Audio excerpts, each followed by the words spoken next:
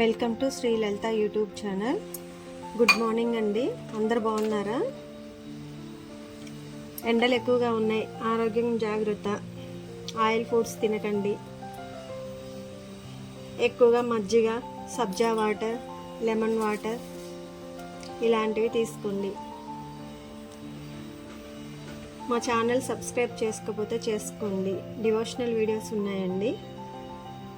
Cooking and devotional videos తీసుకున్నాను. Channel click అయితే educational videos పెడదాం అనుకుంటున్నాను. ఈరోజు వచ్చేసి మనం ఎగ్ ఫ్రైడ్ రైస్ అండి. రెస్టారెంట్లో ఎలా చేస్తారో అలా ఎగ్ ఫ్రైడ్ రైస్ చేద్దాము. నేను కొంచెం రైస్ తీసుకున్నానండి, కొంచెం అంతే, ఒక గ్లాసు ఉడికించి పక్కన పెట్టుకున్నాను. దానికి కావాల్సినటువంటి ఇంగ్రీడియంట్స్ అండి: పచ్చిమిర్చి ఒక 2 తీసుకున్నాను, రైస్ ఒక కప్ అండి,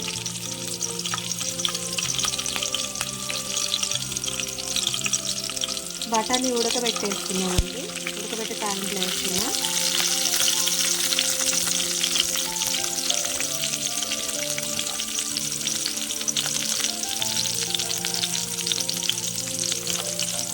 క్యారెట్స్ అండి,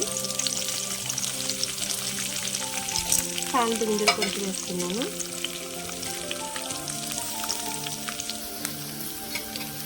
కొంచెం అల్లం వెల్లుల్లి పేస్ట్ అండి, కొద్దిగా.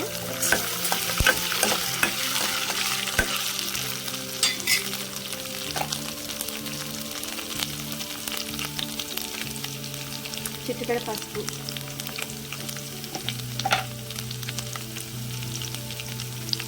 కారం అండి, కొంచెం సాల్ట్ వేసుకున్నాము. కొంచెం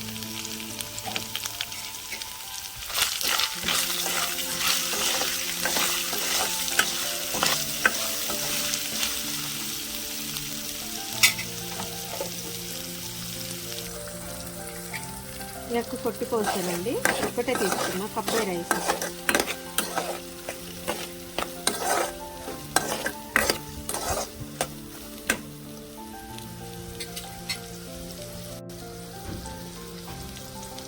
కొంచెం కారం అండి, చిటికెడు కారం. రైస్ అండి, ఒక కప్పే రైస్ యాడ్ చేసుకున్నాం.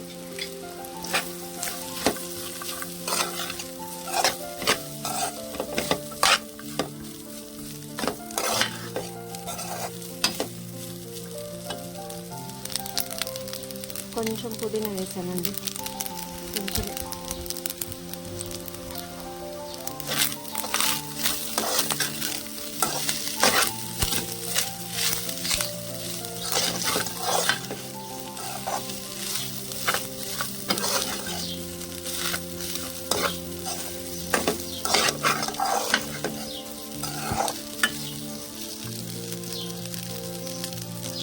ఇలా చేసుకోవడమేనండి.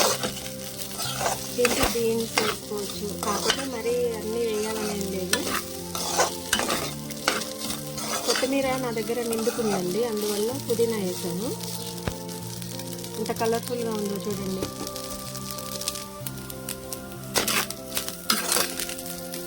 Egg fried rice recipe ready అండి. మీరు దీని మీద పొడి మసాలా అలాంటివి వేసుకోవాల్సిన అవసరం లేదండి. అల్లం వెల్లుల్లి పేస్ట్ వేసాం కదా.